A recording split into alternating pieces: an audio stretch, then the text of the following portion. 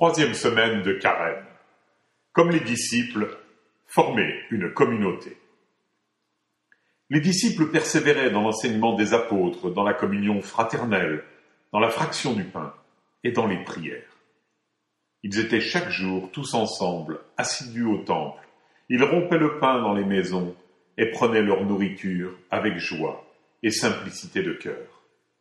Dans les Actes des Apôtres, chapitre 2, versets 42 et 46. En première semaine de Pâques, nous avons accueilli la parole comme Marie. La semaine dernière, nous avons entendu l'appel du Seigneur comme les apôtres. Cette semaine, voyons comment les disciples forment une communauté. Après leur conversion, les disciples ont réorganisé leur vie autour de l'événement central, leur baptême. Ils sont entrés dans une vie nouvelle. Qui dit vie nouvelle, dit nouveau mode de vie, réorganisation de ses priorités. Pour construire solidement, il est important d'avoir des assises solides. Les Actes des Apôtres nous en montrent quatre piliers qui permettent de se construire et de construire la communauté des croyants. Premier pilier, l'enseignement des apôtres. Il est dit que les disciples persévéraient. D'autres traductions disent qu'ils se montraient assidus à l'enseignement des apôtres. Notre foi n'est pas qu'un sentiment qui habiterait notre cœur et qui nous transporterait de manière définitive dans le royaume de Dieu. Nous ne sommes pas sur un petit nuage, même si beaucoup le sont au moment de leur conversion ou dans des moments de grâce. Nous ne sommes pas faits pour planer, mais pour marcher sur les routes à la suite de Jésus. Notre foi a une particularité. Elle est le fruit d'une révélation. Qui dit révélation dit connaissance. Jésus nous dit « Il vous a été donné de connaître les mystères du royaume de Dieu » dans Saint Luc au chapitre 8 et au verset 10. Alors cette révélation nécessite une initiation. Les sacrements de l'initiation, comme l'Église les appelle, le baptême, la confirmation, l'Eucharistie, sont là pour nous faire entrer dans la pleine connaissance des mystères du royaume. Comme nous le rappelle le catéchisme de l'Église catholique au paragraphe 1076. Or, que constatons-nous ? C'est notre peu de connaissance objective du mystère de la foi. Une grande partie des chrétiens est anémiée par un manque de nourriture spirituelle, par un manque de connaissances, se contentant d'un vague sentiment mystique qui, lorsqu'il s'estompe, leur donne l'impression d'avoir perdu la foi. Notre foi nécessite en même temps qu'une adhésion du cœur au Christ, une adhésion de notre intelligence au contenu des dogmes qui explicitent le mystère de la révélation. Ah, là je vous vois sursauter. Dogme. Le gros mot est lâché. Il nous irrite, il nous hérisse, et nous le trouvons castrateur et éloigné de l'amour. En réalité, ne pas approfondir le dogme serait comparable à un couple qui chercherait à ne rester que dans le sentiment puissant de l'émotion de la rencontre et n'approfondirait pas leur connaissance mutuelle. On devine la suite. Eh bien, c'est le même constat pour la foi. Par manque de connaissance, notre foi se fragilise et devient souvent inopérante. Cela peut devenir pire par une intelligence qui se pervertit qu'elle est par un matraquage médiatique incessant. Notre foi finit par nous faire honte et sous certains aspects, nous finissons par être contre ce que préconise l'Église, et ce, sans jamais avoir ouvert la Bible, lu les textes du Concile ou étudié le catéchisme de l'Église catholique. Sur tel ou tel sujet débattu médiatiquement, qui s'est objectivement donné la peine de vraiment étudier ce que dit la parole de Dieu, qui est inspirée aussi bien pour enseigner, réfuter, redresser, comme le dit Paul dans sa première épître à Timothée au chapitre 3, au verset 16 et 17. Qui a cherché à éclairer son jugement par l'enseignement de l'Église en se plongeant dans le catéchisme? En fait, peu de monde. Et moi, je dois vous avouer que pendant des années, j'ai été comme ça.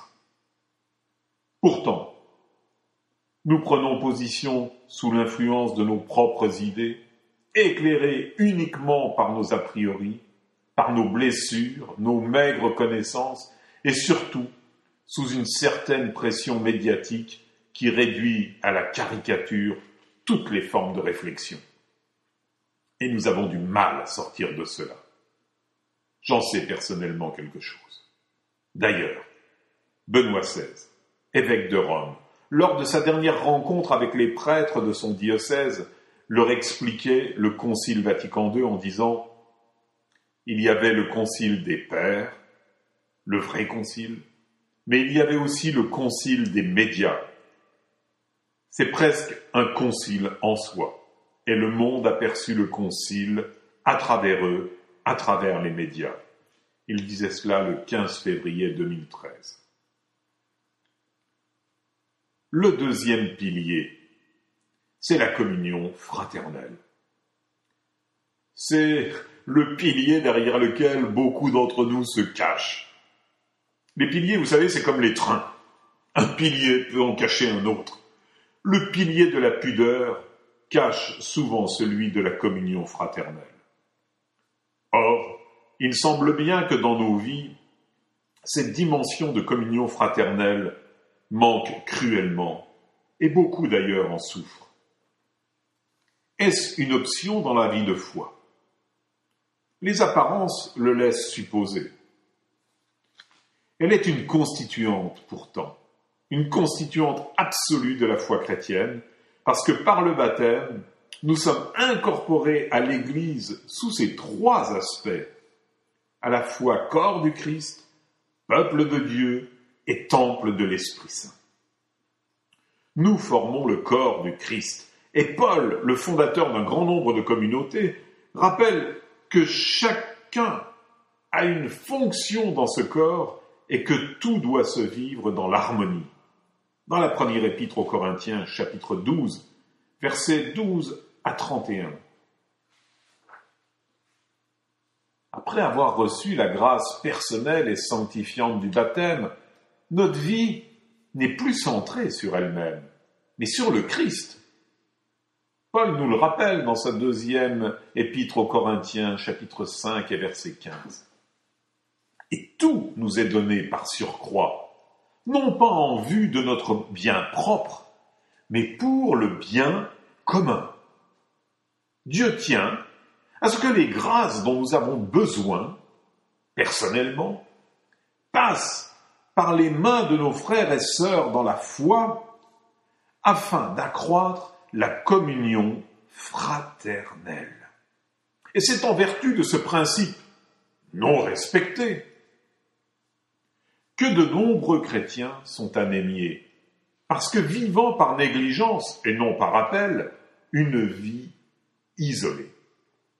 Or, on sait qu'un chrétien isolé, c'est un chrétien en danger.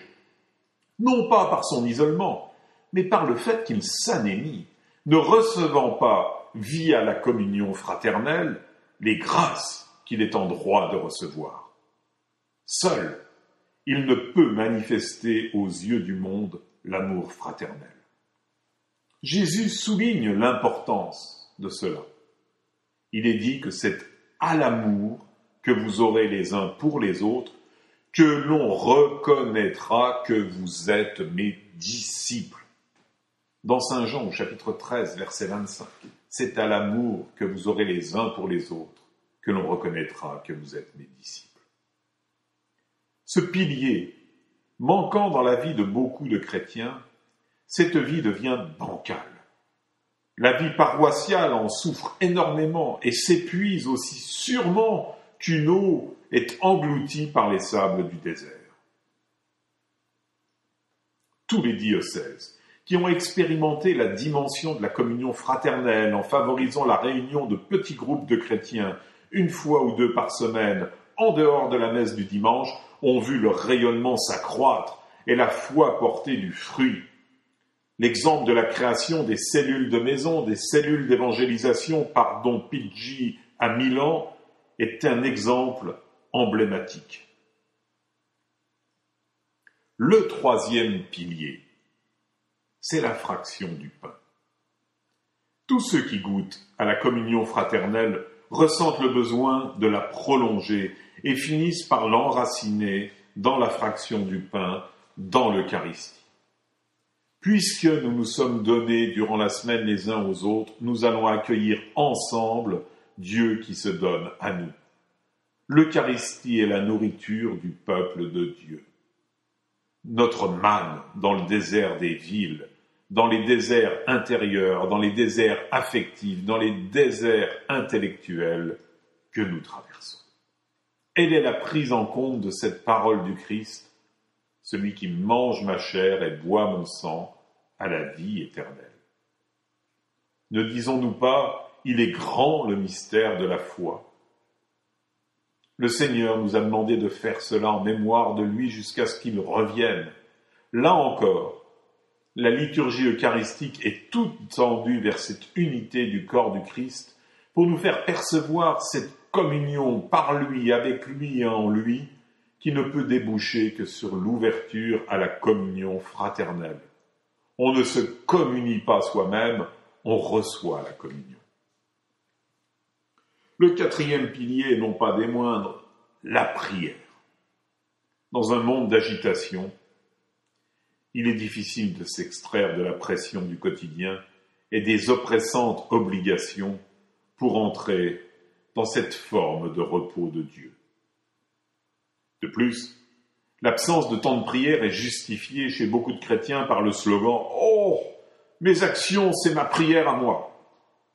Et le tour est joué à grands coups de renfort biblique détournés de leur contexte du genre « Montre-moi ta foi sans les œuvres, moi c'est par les œuvres que je te montrerai ma foi ».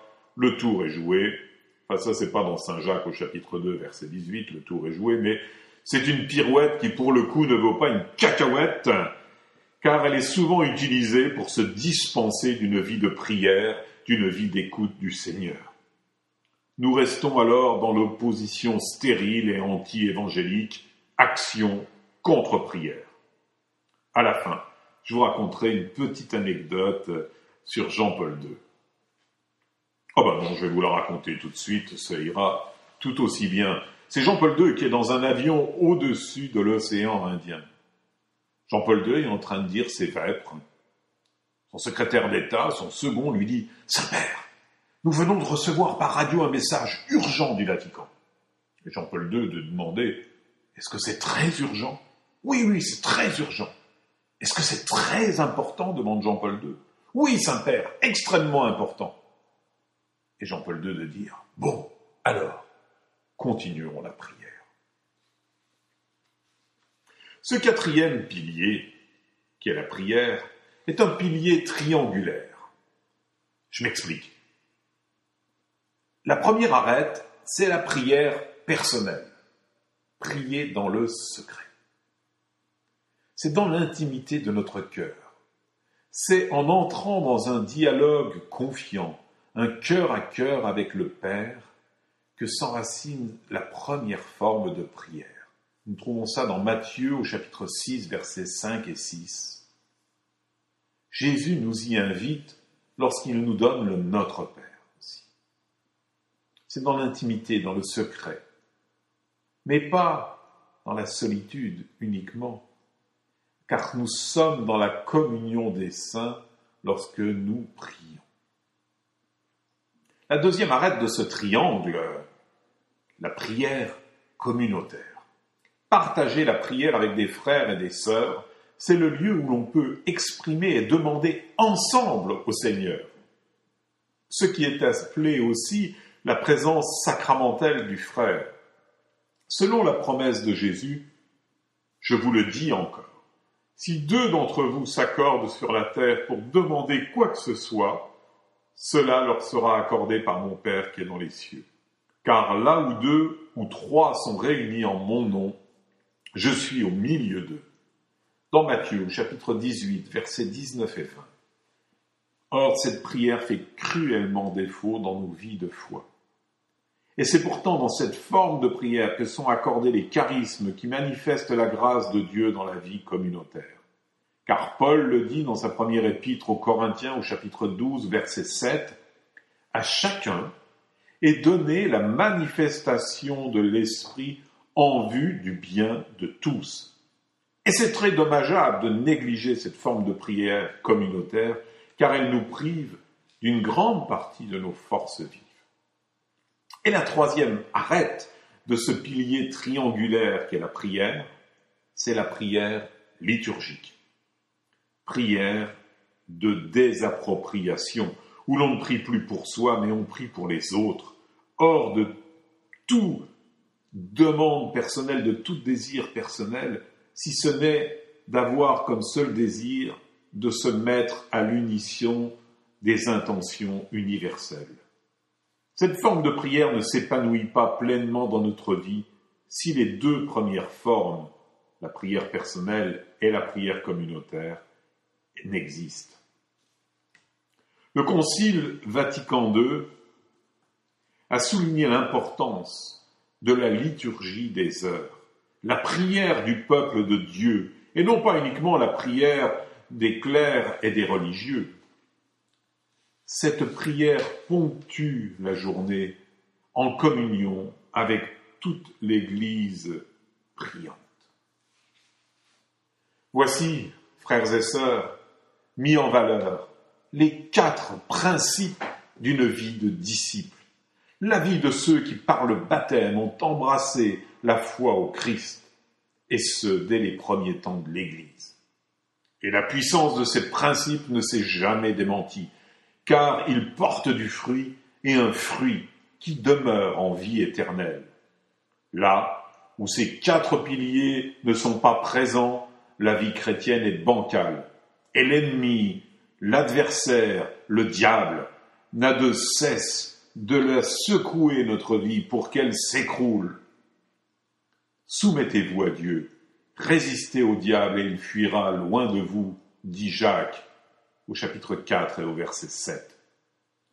Former une communauté, c'est ce à quoi nous invite cette 3e semaine de Carême. Si nous désirons devenir de véritables disciples du Christ et manifester son salut et sa grâce au monde qui nous entoure et qui désespère, faute de vrais disciples. Alors, en prolongement, pour votre méditation et pour approfondir votre foi, 3 petites pistes. Est-ce que ma vie de chrétien est basée sur ces 4 piliers? Sinon, quels sont les obstacles qui m'en empêchent? 2e petite piste, est-ce que j'ai honte d'exprimer ma foi? Et pour quelle raison? Et 3e piste, l'enseignement de l'Église présenté par le catéchisme de l'Église catholique, est-ce que je m'en imprègne pour éclairer l'intelligence de ma foi? Bonne semaine à vous et que le Seigneur vous bénisse.